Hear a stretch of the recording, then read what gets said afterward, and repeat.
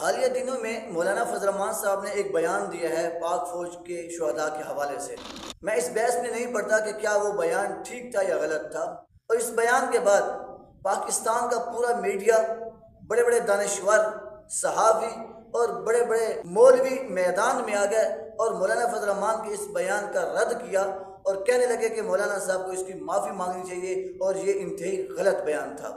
تو میں ان تمام لوگوں سے پوچھنا چاہتا ہوں، ان دانشوروں سے پوچھنا چاہتا ہوں، ان علماء سے پوچھنا چاہتا ہوں جنہوں نے پاکستان کی فوج کی وردی کی لاج رکھی، اور ان لوگوں کے حق میں بولنا شروع کیا جنہوں نے پاکستان کی سرحدوں کی حفاظت کر کے اپنی جان پیش کر دی۔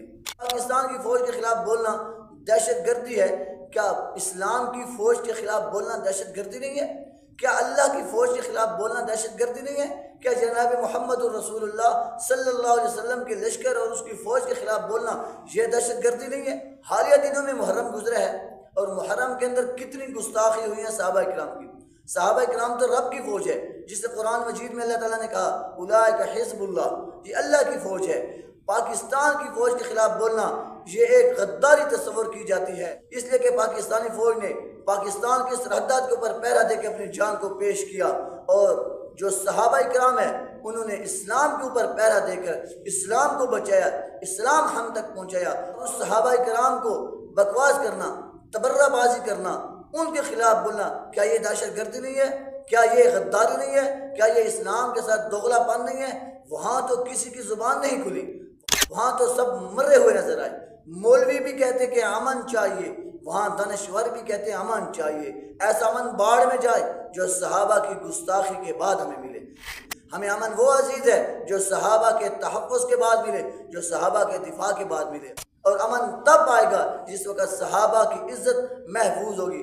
پاکستان کی فوج کے خلاف بولنا اگر یہ دہشت گردی اور غداری ہے تو یاد رکھیں اسلام کی فوج کے خلاف بولنا یہ بھی دہشت گردی اور غداری ہے۔ اور جیسے پاکستان کی فوج کے خلاف بولنے والوں کا پاکستان کے ساتھ کوئی تعلق نہیں ہوتا، وہ غیر کے جھنڈے کے اوپر کام کر رہے ہوتے ہیں، ایسے ہی اسلام کی فوج کے خلاف بولنا ان لوگوں کا بھی اسلام کے ساتھ کوئی تعلق نہیں ہوتا، وہ بھی غیر یعنی کفر کے ایجنڈے پہ کام کر کے اسلام کو کھوکھلا کرتے ہیں اور نشانہ صحابہ کرام کو بناتے ہیں۔ میں ان لوگوں سے اپیل کرنا چاہتا ہوں جن کے دلوں میں پاک فوج کی محبت ہے کہ تم اپنے دلوں میں اسلام کی فوج کی محبت کو بھرو، تاکہ تمہارے دل کے اندر حب وطنی کے ساتھ حب اسلام بھی آ جائے۔ اگر تمہارے دل کے اندر پاکستان کی فوج کی محبت ہے، اسلام کی فوج کی محبت نہیں ہے، تو تم منافق ہو سکتے ہو، کبھی مسلمان نہیں ہو سکتے۔ تم حب وطن ہو سکتے ہو، تم پاکستانی ہو سکتے ہو، تم اسلامی نہیں ہو سکتے، تم مسلمان نہیں ہو سکتے۔ اگر اپنے آپ کو مسلمان کہلانا ہے تو پھر پاکستان کی فوج کے ساتھ ساتھ اسلام کی فوج کا تحفظ بھی تمہارے ذمہ ہے، دفاع بھی تمہارے ذمہ ہے، ان کی عظمت کے نعرے لگانا بھی تمہارے ذمہ ہے۔